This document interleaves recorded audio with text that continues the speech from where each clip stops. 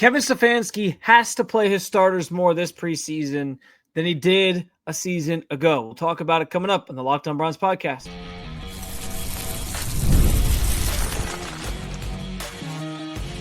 You are Locked On Browns, your daily Cleveland Browns podcast.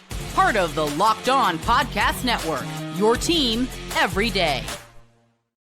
What's up, Dog Pound? I'm Spencer German, your host of the Locked On Browns podcast. I'm proudly covering your Cleveland Browns each and every single day in the land and on the road. Just how much should Kevin Stefanski play his starters this preseason? We know they're not playing Friday, but those other two preseason games, it may be more important. Why the national narrative around the Browns and Shedeur Sanders is completely uninformed, and we'll revisit if keeping four quarterbacks is a viable option for the Browns through 2 weeks of camp. I do want to thank you for being an everydayer with the Locked On Browns podcast, making us your first listen every single day. Remember, you can find Cleveland Browns content with Locked On Browns every week, Monday through Friday, guaranteed, with bonus content on some weekends as well, and it's totally free to you. Just hit that subscribe button wherever it is that you listen to your podcast, and of course at the Locked On Browns YouTube channel. You can also get involved in the show by sharing your thoughts on anything we discussed today in the comments section. This is your team, so be part of the conversation every single day. And I do think, even though Kevin Stefanski made it pretty clear on Wednesday before the joint practices with the Panthers that he's not playing his starters, or most of the starters will not play on Friday, he wouldn't get into specifics as to who. He wouldn't name any names. The only names he did name were Jerry Jeudy and Cedric Tillman, because he was asked specifically about the wide receivers, and he said those two guys won't play. But we know Joe Flacco also won't play, who's right now projected to be a starter, be the starting quarterback of this team. But we can kind of guess the names that are going to be on this list. Joel Bitonio is probably not going to play. I would imagine Myles Garrett's not going to play. If it's most of the starters, you can probably more quickly name the guys who have a chance to play that then maybe won't play. I think on the offensive line, you could see Wyatt Teller and Ethan Posick. Those two guys played last year in the preseason a couple times. There's a couple other names on defense that make some sense, but by and large, you're not going to see the starters. And I think what's interesting here, because this comes up every single year, is like, well, how much do guys really need to play in the preseason? And I do think on some level, like the preseason is a very arbitrary thing, and you don't necessarily need that. You don't want to risk guys getting hurt. The main goal is to get these guys to the regular season healthy. But at the same time, and it's interesting, when we think about getting ready for the start of a season, and that's what the preseason and training camp is obviously all about. There is how much you prepare and how much you get your team ready sometimes allows you to hit the ground running sooner rather than later. And I think the teams that don't get a lot of reps in the preseason oftentimes do start a little slower than other teams. And it's okay. You can dig yourselves out of it. The Bengals are a chief example of that, right? With Joe Burrow, they start like 0-4 every single year. But I do think for the Browns, like given how bad last year went, you started the season so dreadfully bad, especially on offense. It's going to be beneficial to get that group out in the field for as a whole, like a whole unit. And I'm not saying everybody has to play. I get like saving some guys, Joe Bitonio being older in age. Like I get it. Myles Garrett, even, I get it. He's your star player. You don't want to risk injury, and you're not worried about Myles come week one. You know what he's going to bring to the table. But in general, having most of your starting unit together and getting some of those reps in preseason games can sometimes help you get some of the kinks worked out before the season rolls around. And when you start off slow like the Browns did a year ago, you could use all the reps you can take. Like, you shouldn't let those just kind of go to waste because, well, it's the preseason. It doesn't matter. You got to get this team ready to hit the ground running because this schedule, as we know, to start things off, is a bit of a gauntlet. And on top of that, like jobs are potentially on the line here. You're trying to start fast. This is the time of year too, with a gauntlet of a schedule that to open things up where you maybe can snipe some teams. Like, if the Bengals aren't ready week one, like they tend not to be, you could win that game. Maybe the Ravens week two, not prepared, not yet sort of in rhythm. Well, maybe you are because you took more reps and more meaningful reps and got your team more prepared for the start of the season. I also just think by nature, Kevin Stefanski, we've talked about it on the show. He has built this preseason and training camp differently than previous years where he actually is, they're hitting, right? They're doing a little bit more. It's more physical. There's more You can tell that there's just a different aggression to it, and they're preparing for a season, not just trying to save guys and bridge the gap between start of training camp and week one. No, they're like going about this in a more tactful way to get the team prepared for what they face when they actually take the field for meaningful football games.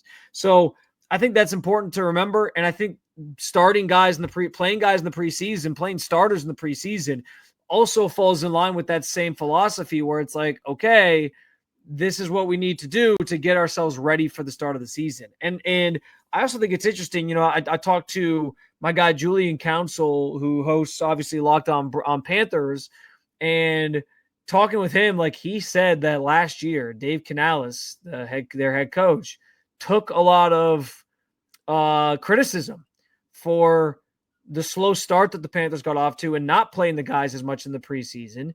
And so it became this thing where there was a lot of calls to change that up. And he's doing that this year. He is playing his starters, as we know, for about 12 snaps on Friday against the Browns.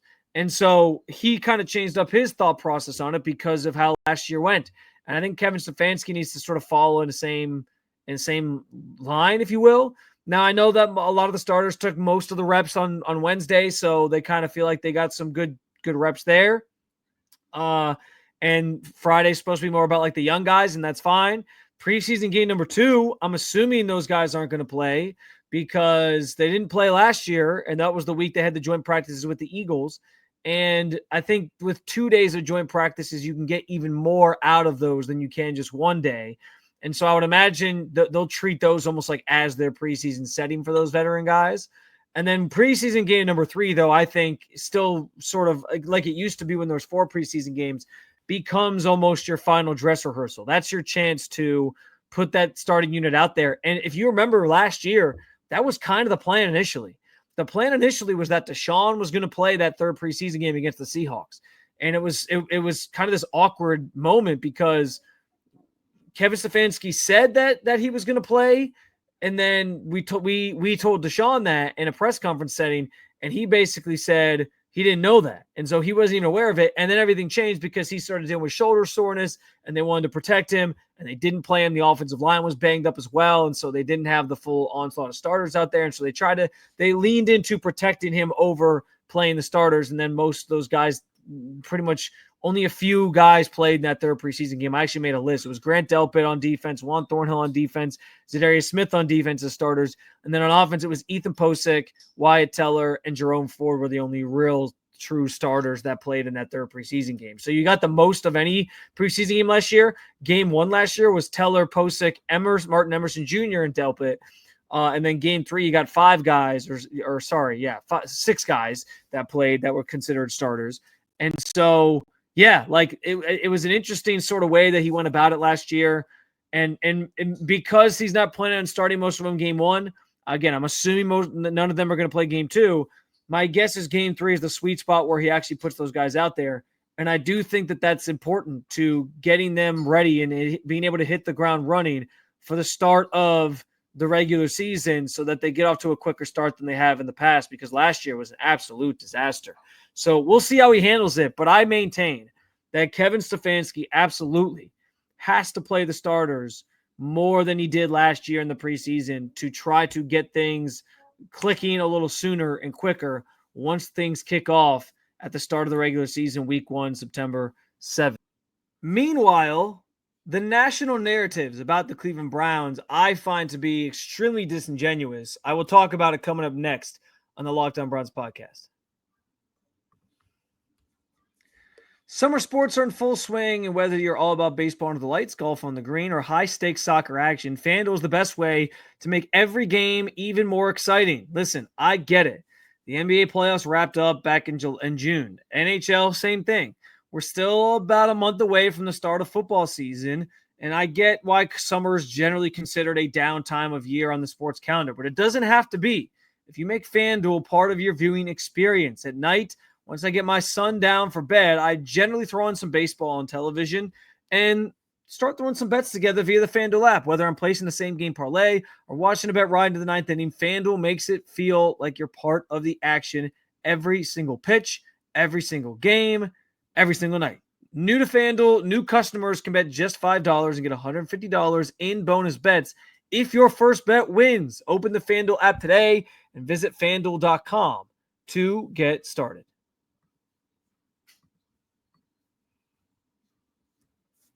So there are a lot of national narratives that are circulating with regards to the Cleveland Browns. A lot of it obviously does surround Shedeur Sanders, and I understand why.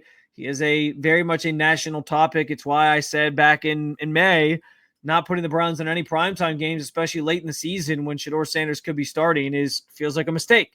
And yes, like he sells. He's a topic that people want to talk about. He's a fascinating story. And some people are rooting for him. A lot of people are rooting for him. I think there's another contingent of people who are rooting against him.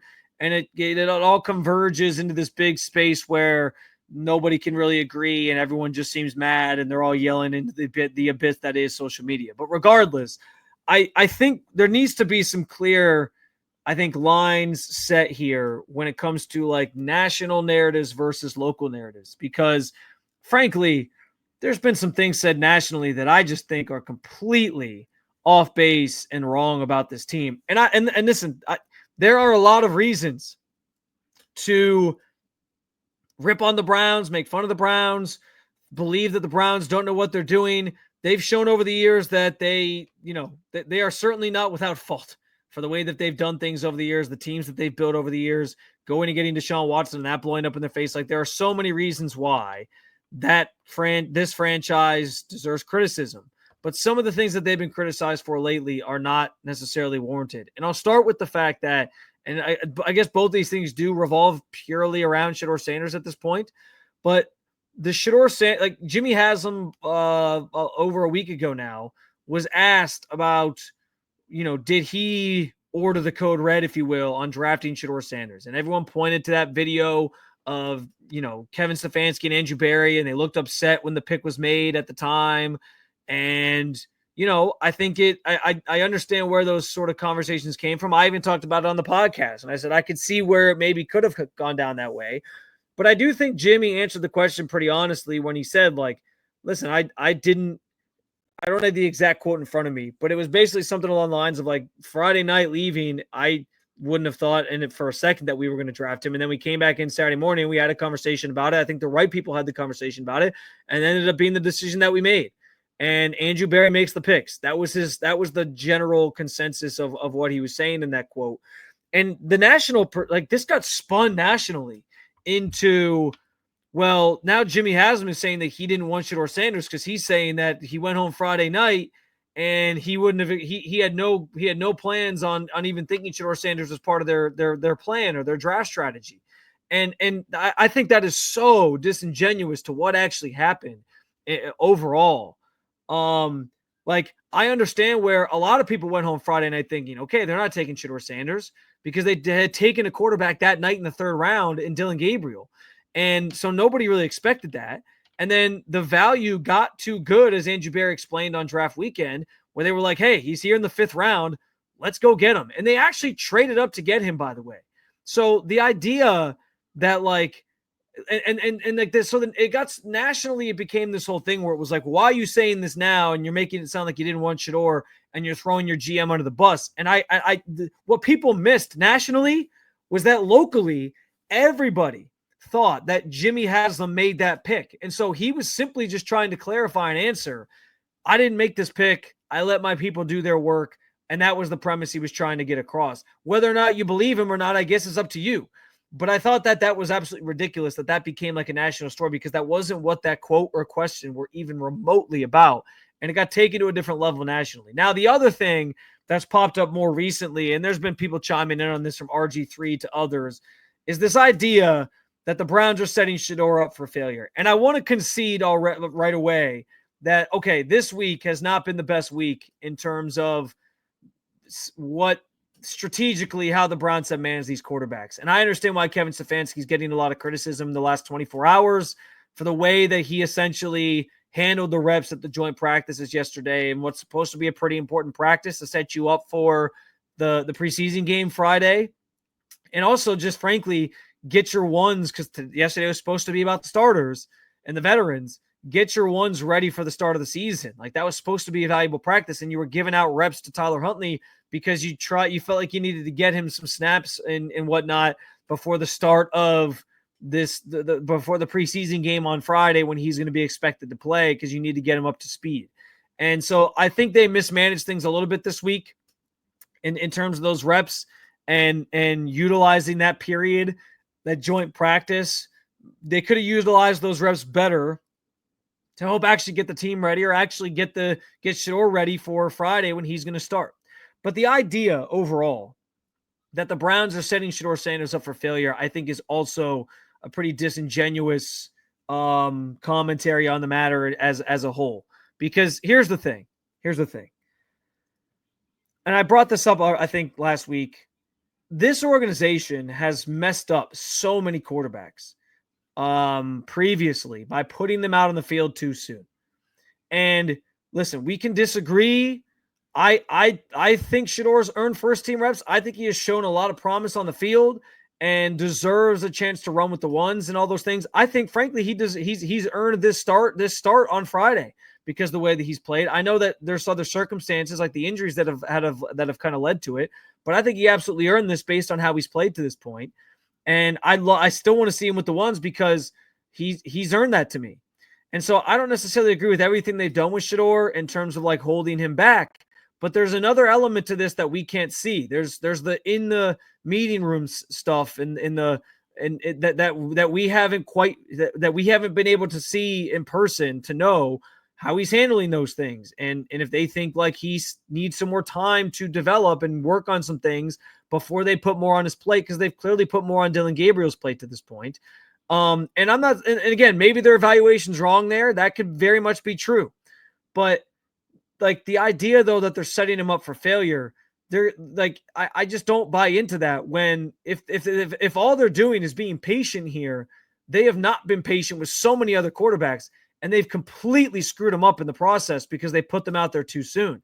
If you're worried about them setting him up for failure, like this preseason game is not going to make or break in the grand scheme of things whether or not Shedeur has success at the NFL level. If he doesn't play well, then, like I think they understand that in the Browns' eyes, that's just going to mean, okay, we don't think he's ready and we're going to keep developing him. It's okay. And they already feel that way anyway. But guess what? If he balls out, and by the way, for all the people that believe Shedeur is a baller, like myself, because I talked about it yesterday, right? He's got that gamer factor. When the lights are on, when the lights are the brightest, he just shines. And he takes his game to this level where like all the other stuff doesn't matter. He just finds a way on that stage when it's his time to perform. We saw that in college. And so I think we're going to see that on Friday when he's with the twos going against the Panthers' first team defense. I think we're going to see that. And if that's how you feel about Shedeur, if you're like, hey, it doesn't matter who this guy goes against, because I've seen a lot of people saying that throughout camp. Is like, who cares who he's going against? He's balling. That's all that matters. He can do it against anybody. I believe he can do it against anybody. When he gets that chance, he's going to shine. If that's how you feel about Shedeur, it shouldn't matter that he's with the twos going up against the Panthers ones, frankly, because you should believe in your heart of hearts that he's going to ball out anyway. And if he does do that, by the way, it's only going to work wonders for him, and it should only help his cause in trying to earn first-team reps and find a way to maybe put himself in a better position in this quarterback competition based on how the Browns are doing it right now. That's the wholehearted truth. And so, again, I understand where this week didn't go well, or this week was weird in terms of the way that they divvied out these reps and let these guys basically practice. I didn't understand why Tyler Huntley got as many reps as he did either, even from a distance here at home.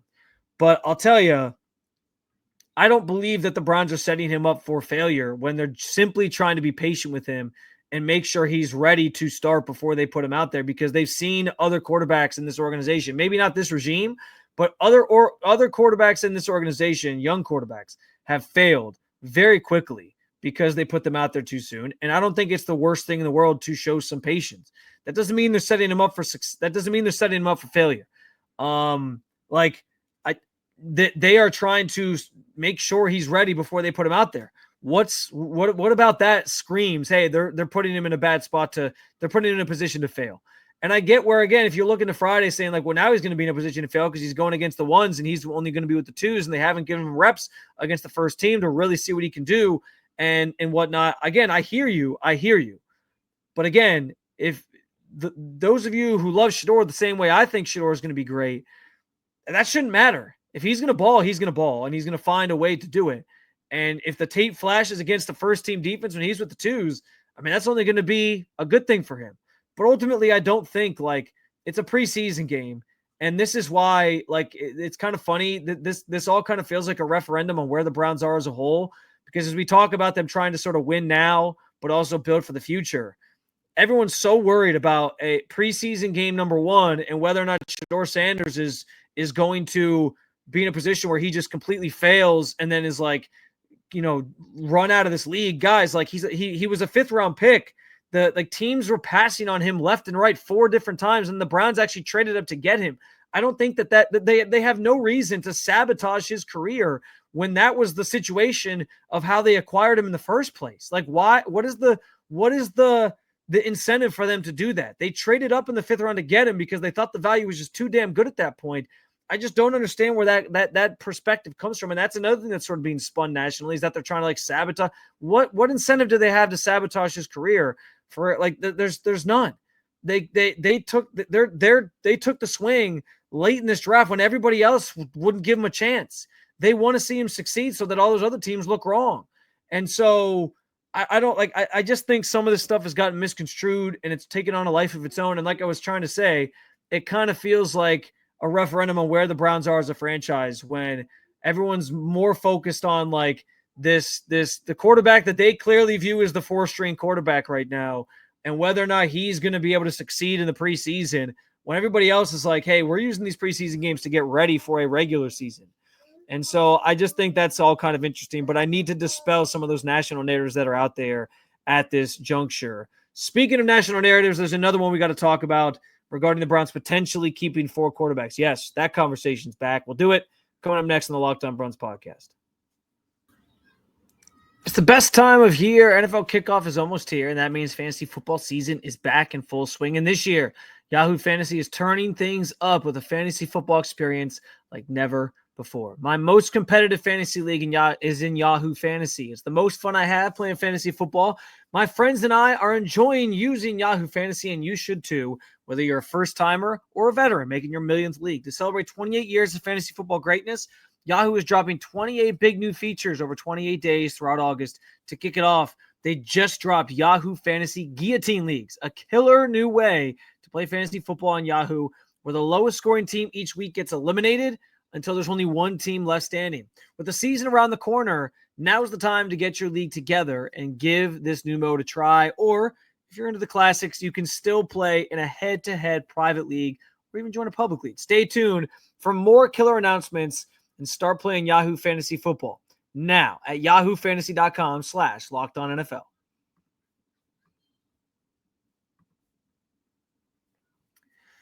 Adam Schefter, ESPN, of course, said earlier this week that he does believe the Browns keeping 4 quarterbacks is a likelihood. And I know Andrew Berry addressed this a couple weeks ago early on in camp, and he did give credence to the idea that they could do it. And listen, I'm not saying it's impossible.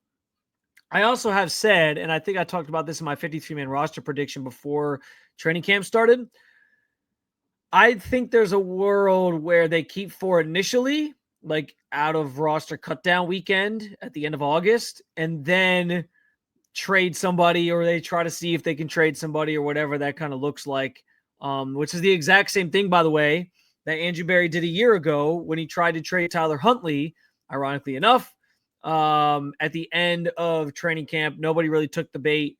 And then before they got into week 1 preparations, they cut him and then just kind of moved forward with Deshaun, Jameis Winston, and obviously DTR at the time. And that was their quarterback room for 2024. I think that's probably more likely what's going to happen, where you're going to see them keep the 4 guys initially and see if there's a trade to be had, see if anybody gets desperate enough, see what that kind of looks like and what the market is like, and then decide, okay, we need to move on from one of these guys and figure out who that person is. Right now, I would lean Kenny Pickett. Would they actually cut Kenny Pickett? Maybe not. I mean, listen, I think of all the quarterbacks in this room, aside from maybe Shedeur Sanders from like a publicity standpoint right now, or if there's a team that legitimately is like, hey, we think he can start for us right away. I think Kenny Pickett is the one that makes the most sense in terms of like trade value and whether or not somebody would want to invest in him as kind of that reclamation project, the same way that the Browns are investing in him as sort of a reclamation product or project, excuse me, and sort of seeing what all that would sort of look like. But listen, like the dead cap hit on Kenny Pickett isn't exuberant. It's $2.6 million. Like it's not like they have to like bite some major bullet here if they were to move on from him and just end up releasing him. But I do think that's kind of the way that I'm envisioning this thing going is you get to the end of camp and you decide we got to move on from one of these guys, or they maybe just, I mean, and here's the other thing, like it could still be that they trade Kenny Pickett so they're not on the hook for any of that money, but it's more so just like a we'll take what we can get type deal, and they just take a 6th or 7th round pick and move on rather than maybe trying to force the issue and get like a 5th or whatever. But Andrew Berry's done that before where he's traded a quarterback at the end of camp. Here's the other thing too, though. Like I don't know. One of the things that Adam Schefter cited as to why they could keep 4 is like, do you really need a 9th or 10th lineman? Or do you really need a 7th wide receiver? And the receiver one, like, no, I don't think they need 7 wide receivers, even though this group has a ton of inexperience and you could use more, like the more the merrier for that group. But the lineman thing, yeah, the Browns kind of do need like that 9th or 10th offensive lineman, because given the last couple years have gone and you've had so many injuries at that along the offensive line, and you have a group that's pretty old already and only getting older, and they've all dealt with their fair share of injuries over the years. It's not really that far-fetched to think that they want to keep like an extra one around.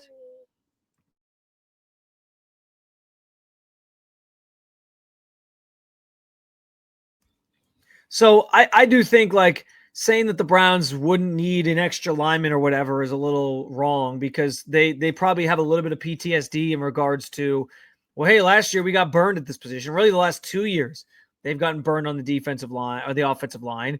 And so it actually is smart for them to keep as much depth there as possible, just to ensure they have some security blankets and some measures in place in case they have another issue when it comes to injuries this year, ravaging that group up front. And it very well could happen that way, because it happened the last couple of years.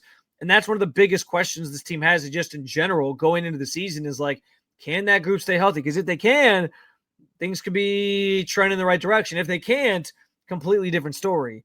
But the other part of this too is like, if you keep 4 quarterbacks for any length of time going into the regular season, what's going to happen when Deshaun Watson who's lurking in the shadows, potentially finds an opportunity to come back on this roster? Like, maybe at that point you kind of have to keep 4 just by necessity, because you don't want to cut a guy and risk losing them if they don't make it through waivers and onto your practice squad. But like the Deshaun Watson part of this is interesting too, because you listen, maybe they keep 4. They certainly ain't keeping 5. And it might not be an issue early on in the season, because my understanding right now is that Deshaun, who's on the PUP list currently, is going to start the season on the PUP list and then have to sort of work his way back to the field. He'll have 4 weeks before they can activate him. They'll have until like the end of October before he has to then, or I guess early November, before they have to like then activate. When I say activate, like you can take him off the PUP list and he starts to practice. And then after he practices, he has like another 5 weeks where they then have to activate him at some point, or else he has to go back to the PUP list and finish the season there. And so I've kind of wondered out loud how that all plays out, because I don't think the Browns are going to be able to just like IR him when the regular season or when training camp ends or for the preseason ends, which would mean his season is over already, because I assume that would spark some sort of feud with the NFLPA, unless they're sure he's not going to be ready to play and they can prove that, where the NFLPA is going to say, well, are you sure he's not going to be able to return this year? Because if he can return this year, you really probably shouldn't go out and, put him on the IR this way, and they could probably dispute it. I mean, I know in general, I know that the NFLPA is in a little bit of flux right now. They just named their new director, But it creates another sort of hurdle here for them to think about if they were to really keep 4 quarterbacks. I don't know. I don't know how viable that really is. Many teams don't even keep 3 quarterbacks. So would the Browns be the first team, and I don't even know how long, to actually keep 4 quarterbacks going into the regular season? I just don't think so. I think this sorts itself out in some way, shape, or form. Maybe it's in trading Pickett. Maybe it's in trading somebody else. But I think that this comes to a conclusion before week 1 gets here, where they only end up having 3 on the roster. And I think that's the way they kind of go about it. Yes, keeping 4 at the initial cutdown date, sure, could see it. They literally did it last year to try to necessitate a trade. Keeping 3 by the time you get to the regular season will be asinine. When you have other groups that you can use those extra spots for, other groups that certainly need attention, keeping an extra lineman does make a lot of sense for this team, given the injury status of many of those guys in recent years. So I just don't know that it's a viable thing to actually retain 4 quarterbacks once the regular season begins. That's just my opinion. So Adam Schefter can say that if he wants. This feels like another instance. I shouldn't say that, because even locally, I know this has been discussed and there are some murmurs that they could keep 4. I just don't think it's a realistic thing that when push comes to shove and you get to the regular season, having 4 quarterbacks on your roster just seems a little silly.